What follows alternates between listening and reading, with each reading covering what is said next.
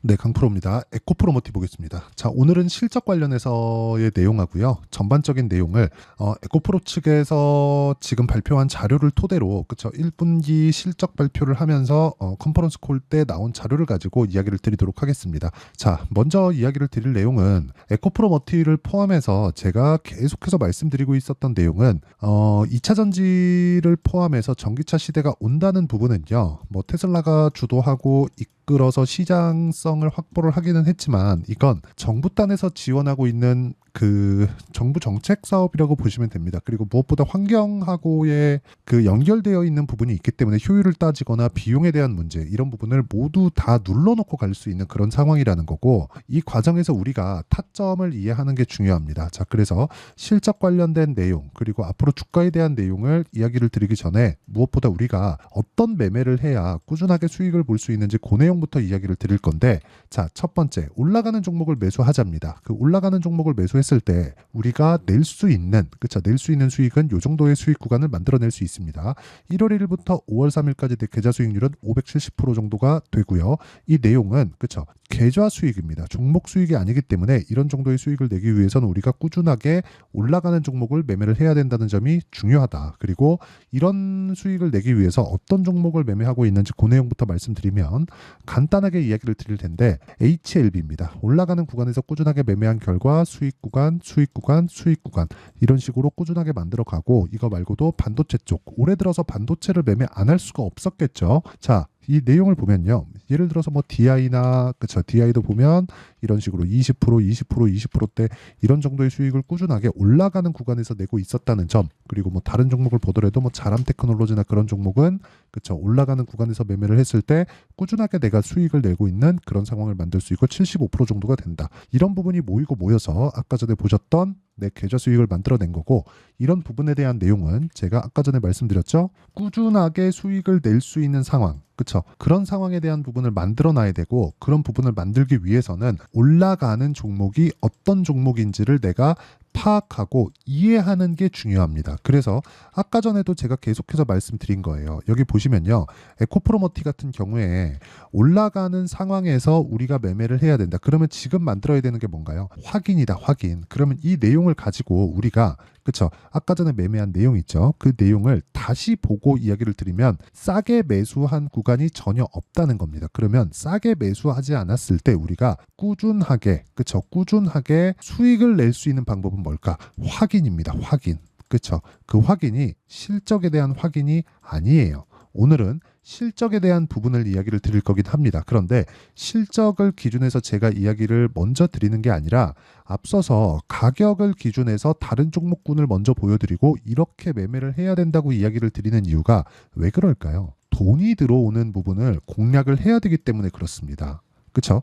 자, 보세요. 싸게 매수한 구간이 없습니다. 그리고 올라가는 구간에서 꾸준하게 내가 매매하는 구간을 잡았을 때, 그쵸? 수익을 발생시킬 수 있는데, 다른 종목을 보더라도 마찬가지라는 거예요. 아까 전에 제가 보여드렸지만 뭐 DI나 그런 종목을 보더라도 올라가는 구간에서 꾸준하게 수익 구간을 만들고 한 가지 분명한 건 정배열 구간에서만 매매를 지속하고 있다. 이게 중요한 거예요. 이게 에코프로머티도 마찬가지예요. 그리고 제가 HLB를 기준해서 이야기를 드리는 게 에코프로머티는 지금 확인해야 되는 과정이 필요합니다. 근데 확인하기 위해서는 지금 실적에 대한 이 안 좋은 부분이 왜 이렇게 진행되는지가 중요하고 이런 부분이 해결이 되면 우리가 가격대를 확인하고 난 이후에 해결이 될 거라는 거죠. 그러면 이렇게 그쵸? 떨어지고 난 뒤에 확인하고 매수했을 때 수익 구간을 만들 수 있다는 겁니다. 그쵸?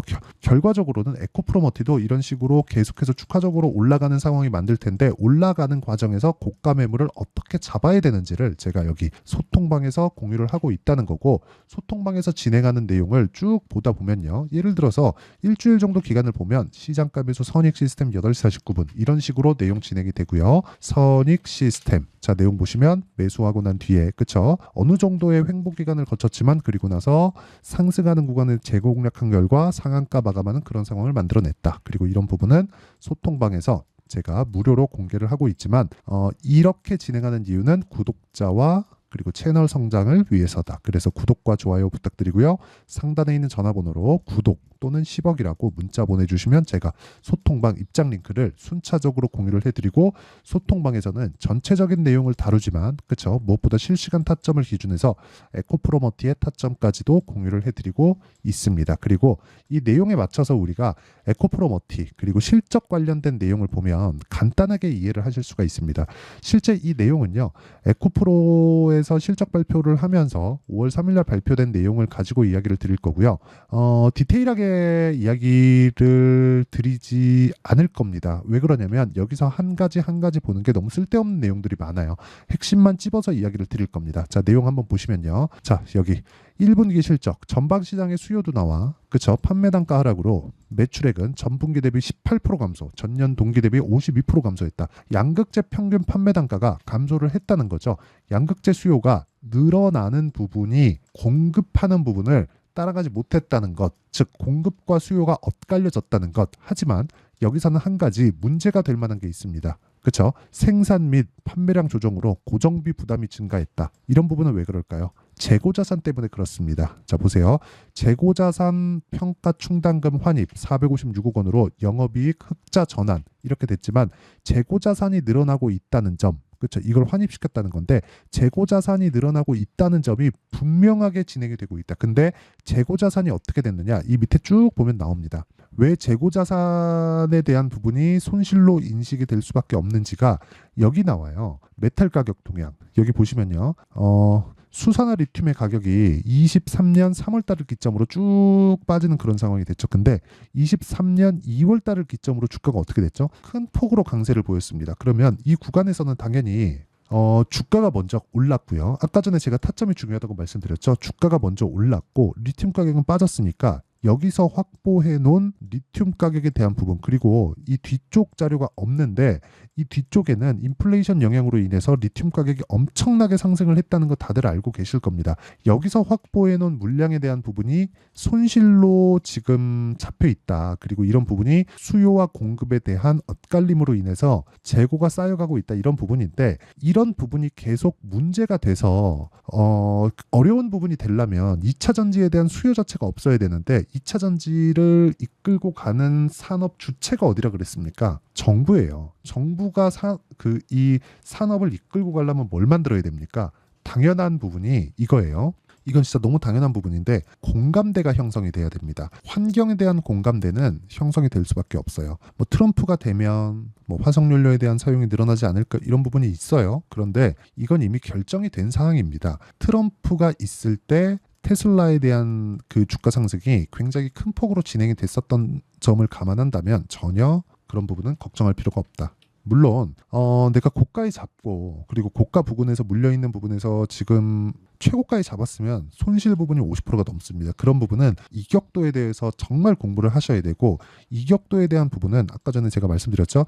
타점에서 다 나오는 것이기 때문에 소통방으로 들어와서 배우시면 되고요. 상단에 있는 전화번호로 구독 또는 10억이라고 문자 보내주시면 제가 소통방 입장 링크와 에코프로머티의 실시간 타점을 함께 공유를 해드리도록 하겠습니다. 자, 그러면 여기 실적 관련돼서 이야기를 계속해서 드려보면 쭉 보겠습니다. 자, 일단 에코프로머티에 대한 부분 보세요. 전지재료 사업 내 재고 효율화 진행으로 전구차 판매량이 감소되고 전분기 대비 매출액이 58% 감소했다. 그렇죠. 이거 아까 전에 말씀드렸었던 수요와 공급의 엇갈림으로 인해서 나오는 부분이고요. 판매량 감소로 인한 고정비 부담. 그렇죠. 장치 산업은 이게 있습니다. 어느 시점을 넘어가는 순간부터 이익의 증가폭이 큰 폭으로 개선이 됩니다. 그렇죠. 그러면 지금 상황은 수산화 리튬 가격이 떨어진 부분, 그러면 먼저 산 부분에 대한 손실 부분이 반영이 되고 공급과 수요가 엇갈리면서 발생하는 그렇죠. 손익분기점을 넘지 못했기 때문에 손실의 폭이 커질 수 있는 그런 부분이 발생하고 있다는 건데, 보세요. 가족사 내 그렇죠. 에코프로 BM 에코프로머티에서 만든 전구체는 에코프로 BM 쪽으로 들어가죠. 지속적으로 생산 및 판매 계획을 조정하고 있다. 판매 단가는 제품 믹스로 소폭 하락이 전망된다. 그렇죠. 단가 자체는 지금 가족사 내에서 조절할 수 있다는 부분이 긍정적인 영향으로 바라봐야 되는데, 이런 부분이 긍정적인 영향으로 보더라도 주가가 빠진 부분이 있으면 그건 아무짝에 쓸모없죠. 근데 지금 주가가 빠져 있는 그런 상황이잖아요. 그럼 이거를 뒤집어서 생각을 해보시면 됩니다. 아까 전에 제가 말씀드렸죠.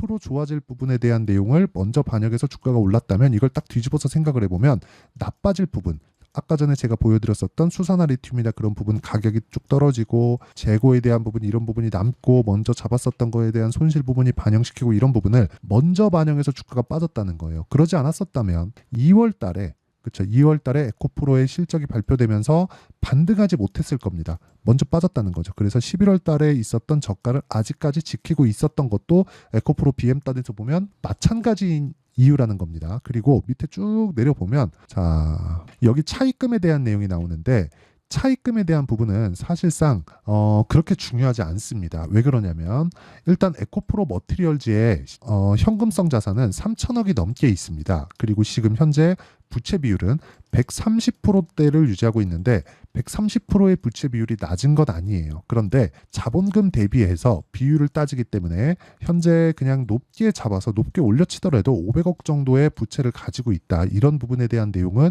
충분히 해결이 가능하고 기본적으로 모기업에 대한 부분이 있기 때문에 이 부채 비율로 인한 뭐 지금 금리가 높아서 발생하는 이런 부채로 인한 금융권에 대한 금융 비용에 대한 부담은 전혀 걱정하실 내용이 없습니다. 그래서 부채 비율도 계속해서 차입금 관리 노력으로 재무 구조 안정화를 지속적으로 노력은 하고 있지만 실제 미치는 영향이 크지 않다. 주가에. 그렇죠?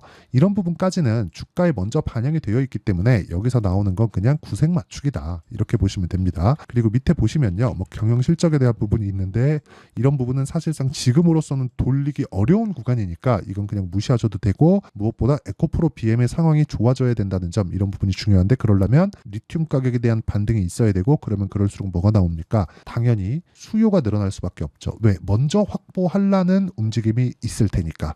자 이렇게 보시면 돼요. 내려가기 시작하잖아요. 그러면 아무도 안 삽니다. 올라가기 시작하잖아요. 밀려있던 물량까지 다 삽니다. 그렇죠? 이런 부분이 지속될 거예요. 근데 여기서 안정적인 매출처를 확보해 놓은 게 뭡니까? 에코프로 BM 측에서 SDI 쪽으로 44조짜리 수주 계약이 들어왔고 이런 부분을 연환산시켜서 본다면 23년 총 생산량이었었던 생산 능력, 생산 캐파였었던 17에서 18만 톤 정도는 이미 풀캐파로 돌아가고도 남습니다. 하지만 26년인가 27년까지는 생산 능력이 증가하고 여기서 곱하기 4 정도를 잡아서 한 70만 톤 정도까지 늘어나기 때문에 공급에 대한 부분은 걱정할 필요가 없어요. 하지만 지금 전기차 점유율을 본다면 또는 이런 부분이 조금 더디게 진행되더라도 이런 부분은 늘어날 수밖에 없고 이건 정부 단의 사업이기 때문에 그렇다. 효율이 따질 필요가 없다. 그런 부분 때문에 그렇습니다. 그래서 지금은 나빠지는 부분을 먼저 반영하고 있는 그런 결과가 지금 나오고 있는 거다. 이거 말고는 뭐 다른 뭐 중요한 내용은 없습니다. 여기 보면 뭐 운전 자본을 감축하겠다 뭐 이런 내용인데 이거는 그냥 원래부터 해야 되는 그런 내용이고요. 운전 자본은 당연히 줄여야죠. 당연히 줄여야 이익이 늘어나니까. 그러기 위해서는 수직 계열화가 정확하게 이루어져 있다는 점을 감안한다면 뭐 긍정적인 내용으로 볼 수 있다. 그러면 결과적으로 보면 우리가 어느 정도 가격대에 잡을지 아까 전에 제가 타점에 대해서 이야기를 드렸는데 그 타점에 대한 원리를 이해하는 게 중요하고 그 원리에 대한 부분은요. 여기 에코프로머티의 가격과 단기 보유 전략으로 제가 내용 준비를 해놨습니다. 단기는 2주, 물론 오차는 존재하지만 2주 동안 내가 수익 전환을 시킬 수 있는 가격에 대한 부분이 중요하고요. 실제 에코프로머티의 상황이 좀 어렵기 때문에 이 구간에서 제가 매매할 수 있는 실시간 타점을 그쵸 추가 매수하고 그리고 어디까지 봐야 되는 그 내용 물론 올라가면서 저항이 있을 테니까 그 구간에 대한 내용을 제가 문자로 실시간 타점을 공유해 드리도록 할 테니까 구독과 좋아요 눌러주시고요. 상단에 있는 전화번호로 머티라고 문자 보내주시면 제가 에코프로머티의 실시간 타점 그리고 단기 보유 전략을 함께 공유를 해드리도록 하겠습니다. 자 내용 정리하겠습니다. 미래가치를 반영하는 주식시장의 특성 그리고 에코프로머티는 미래가치를 반영해서 즉 리튬 가격이나 뭐 재고에 대한 부분으로 인해서 나빠질 부분을 먼저 반영하고 있는 그런 상황이고 그런 부분은 에코프로 그룹 전체적으로 반영을 받고 있다. 여기서 우리가 앞서서 나온다면 모르겠지만 지금 나온다면은 문제가 있을 수 있어요. 이거를 지금 이동해서 전 개인적으로 반도체를 좋아하지만 반도체로 이동을 한다? 여기서 손실 보고 반도체로 이동을 한다? 좋은 거를 볼 수 있을까요? 그렇죠. 내가 얼마의 수익을 보더라도 그거를 만족할 수가 없을 겁니다. 그래서 지금 봐야 되는 부분은 어떻게 종목 분류를 해야 될지 그리고 그런 분류를 했을 때 어느 정도의 성과를 낼 수 있을지 그리고 나서 다음 종목은 뭘 해야 되는지 그런 부분에 대한 이해가 필요하고 그 내용에 대한 부분을 제가 다 이해를 시켜드리도록 할 테니까 영상 끝까지 시청하시고요. 모든 분들이 성공 투자하셨으면 참 좋겠습니다. 자, 24년도가 돼도 여전히 시장은 녹록지 못합니다. 이런 상황이 벌어지는 건 어쩔 수 없습니다. 이런 상황에서도 수익이 나는 종목들의 구조는 변하지 않습니다. 즉, 대시세 종목에 대한 구조는 변하지 않는다는 거고, 실제 제가 소통방에서 지속적으로 이야기를 드리고 있는 내용도 대시세 종목이나 시장 주도주를 공략하는 건 철저하게 가격 분석을 하라고 이야기를 드리고, 가격 분석 이후에는 이슈에 대한 파악, 그리고 이슈를 파악하고 나서는 다시 내가 얼마에 매수할지 그 타점에 대한 부분을 지속적으로 언급을 하고 있습니다. 자, 근데 생각해 보세요. 시장이 굉장히 어려웠습니다. 어려운 상황에서의 어떤 종목들이 강했냐 보면 반도체와 그리고 바이오입니다. 자, 실제 여기 보면요. HLB에 제가 실제 매매한 내용을 띄워놓고 보여드리고 있는데 1월 22일부터 매매를 시작해서 4일 동안 31%의 수익 마감이 됐고요. 그리고 여전히 신고가 종목입니다. 자, 그리고 그 다음 어보브 반도체, 이름을 보시다시피 반도체 종목이죠. 그리고 AI 반도체는 지속적으로 강세를 보이고 있습니다. 이 종목도 신고가를 먼저 달성한 이후에 제가 21%의 단기간에 21%의 큰 수익을 내고 마감이 됐습니다. 다시 재공략을 준비하고 있고, 이런 부분은 소통방에서 다 공유를 해드립니다. 자, 그리고 코세스. 자, 코세스 같은 종목도 당연히 그쵸, 신고가 종목이고요. 그리고 반도체 종목입니다. 이 종목도 영업일 기준에서 이틀 동안 대략 한 15%의 수익 마감이 됐습니다. 내용을 한번 보시면 어떻습니까? HLB를 포함해서 뭐 30%, 20%, 뭐 15% 이런 식의 수익이 지속적으로 발생하고 있는데, 이 세 종목 모두 다 신고가 종목이고 1월 달에 시장이 약세를 보이고 있는 구간에서도 강했었던 그런 종목입니다. 특징점이 하나 있는데, 그 이슈에 앞서서 가격이 먼저 반영했다는 거죠. 그렇게 제가 가격을 먼저 보고 이슈에 대해서 파악하는 이유는 결과적으로는 큰 시세를 먹기 위한 사전 준비 작업입니다. 실제로 큰 시세를 먹기 위해서 사전 준비 작업을 했을 때 여기 레인보우 로보틱스 127%, 그리고 ISC 98%, 그리고 한미반도체 97%의 큰 수익을 내는 상황을 만들 수 있습니다. 어떤 식으로 소통방에서 진행됐는지, 그쵸? 그 상황을 제가 이야기를 드린 건데, 이런 상황도요, 당연히 신고가를 공략했을 때 가능한 겁니다. 자, 그러면 이번에도 마찬가지입니다. 그쵸? 정부 주도의 코리아 디스카운트 해소 방안이 2월 달에 발표를 하고요. 그리고 2월 달에 발표된 내용을 토대로 주가가 움직이는 게 아니라 이미 움직인 내용이 있죠. 실제 이 내용은 크게 중요한 게 아니라는 겁니다. 실제 움직인 내용을 보면, 자, 기아차입니다. 실제로 12월 달에 신고가를 만들어 놓고 정부에서 입김을 불어 넣으니까 순식간에 기아차를 포함해서 현대차 같은 거대 기업들의 주가가 2주도 채 되지 않아서 40% 정도의 큰 시세를 냅니다. 자, 그러면 우리는 어떤 종목을 봐야 될까요? 이슈를 파악해야 되는 것도 맞지만 철저하게 가격에 맞춰서 매매를 해야 되는 게 당연히 중요합니다. 정부가 주도하는 정책 방향이 있겠죠. 그 방향에 맞춰서 우리가 종목을 찾을 필요가 있다. 자, 그러면 답이 나왔습니다. 정부가 주도하는 방향에 맞춰서 제2의 기아차를 찾는 게 지금은 중요하다. 근데 정부 정책의 방향에 맞게 가자.